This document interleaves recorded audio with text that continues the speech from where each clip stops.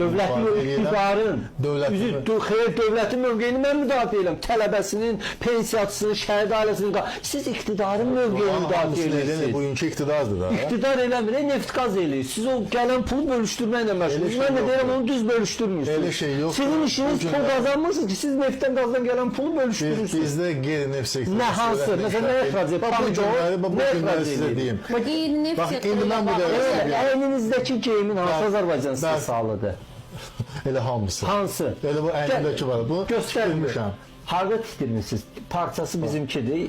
İndi mən brendin adını çəkmək istəmirəm. Yaxşındır Elman müəllim. Yox, siz nədən yapışırsınız? Nədən? Yox, mən göstərməyim özümdədir. Mənim özümdədir. Üstlərimdə Azərbaycan istehsalı Türkiyədir.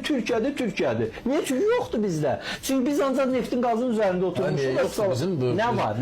Bizdə gel mağazalar Azərbaycan istehsalı olan doludur kostyumlarla. Hər kəs öz imkanına Balaxanı şeydir. Siz o da şeydə Çindən gətirirlər. İynəni belə Çindən alır. Büdcəsi çoxdur, Azərbaycan büdcəsi çoxdur. Dəfələrlə bizim çoxdur. Onunla niyə avtobus şoferdən az pul verirsiniz?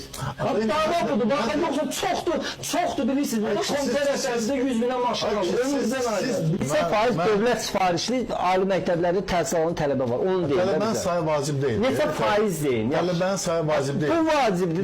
Siz pul ayırmışsınız taxta partama. Emin Əmrullayevin ilk qərarı 1 milyonluq aparata mebel almaqdır. Mən emin o pulu